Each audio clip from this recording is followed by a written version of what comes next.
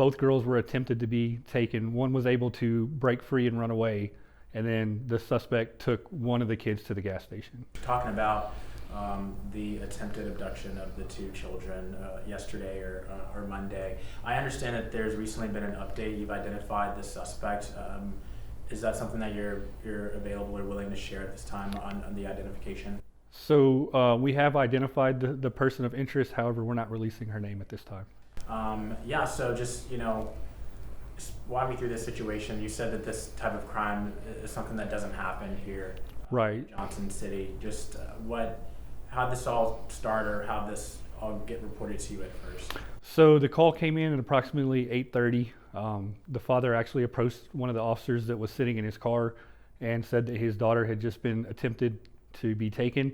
Then the officer checked the area, was not able to locate the suspect. The father, this was, well, you said 8:30. This was 8:30 Tuesday or 8:30 Monday night? I want to say that was Monday night. Okay. Yeah, so reading through the Facebook post, from what I understand, is the suspect wasn't able to take one of the children, but was able to get another. Is that correct? Right. From what we understand so far, both girls were attempted to be taken. One was able to break free and run away, and then the suspect took one of the kids to the gas station. And speaking with the father, is there any information you can share about how they were abducted? Like maybe were the kids outside playing and then they were picked up, or can you confirm maybe just kind of what happened surrounding? So they were at an apartment complex at the 300 block of North Winters Fur. The girls were outside playing and when they were approached by the suspect. And they don't know, did the dad confirm whether they knew the suspect or not, that this lady just walked up and took them and went off with them? Everything that we've been told, Dad and the kids do not know the suspect. Yeah, and so the suspect, was picked up on security cameras at a nearby gas station. Is that correct? Correct. Those images helped kind of put out the information to help identify her?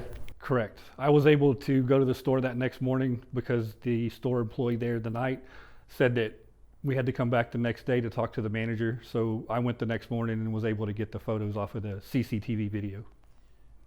Did the child who was with the suspect in the gas station, were they any help at all? Did they yell anything or say anything? Reading the comments, it seems like maybe the children were reported as like yelling, like that they didn't know who this woman was who was with them, or did they help at all in any of this? They were very descriptive about the tattoos. Okay. And those tattoos were like, on the pictures it looks like there's one like on her neck, on her leg. I think she has like a state flag tattoo. Is that correct? It was the state of Texas. State of Texas. Okay. Just getting more into the human side of this. Of course, you talked about like this sort of thing doesn't happen here. For the community, obviously, a reminder for parents probably should be to make sure you just know where your kids are at all times. Right, and we're telling parents to continue to stay vigilant. This is a town, like you said. It's small. Everybody knows everybody's children here. We know whose kids belong to who and where they're supposed to be. We know what schools they go to. So it's that type of community that we have here.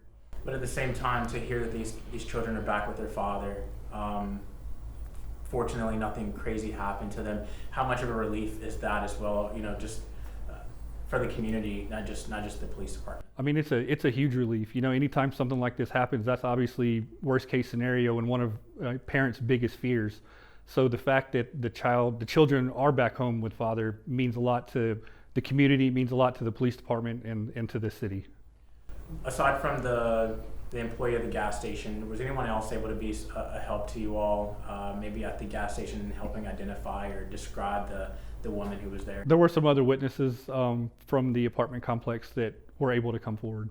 And you say like this is a city where everybody knows everybody. Does it seem like people maybe knew who this person? I know you're not releasing her name, but does it seem like someone that people knew around here? So from what we understand is that person frequents that apartment complex, so she's not a stranger to the apartment complex, but was a stranger to the family. And then just to follow up on that, for someone who is known to kind of do this, like known in terms of they've been seen around the city before, people have seen that person, for them to kind of pull this kind of attempted crime. Is that surprising, or is this sometimes something where like it is sometimes a person who you may have seen before try to do this? Yeah, we're not sure about her criminal history as far as if she's ever tried to do anything like this before, so I can't really answer, why she did it or. But just, I guess, knowing the city, knowing the area, it's a surprise that someone that people know or have seen before that they would try to do this, just considering that. I mean, I definitely think it's a surprise that it happened here, yes. But that's about as much as I can say about that. Anything else you'd like to add, Chief? No, sir. Just continue to be vigilant with your children. Keep an eye on them, and just let's help each other out. Everybody knows everybody here, so let's continue to look out and have each other's backs. Thank you for watching. Please hit the subscribe button and get the latest news by downloading the CBS Austin News app.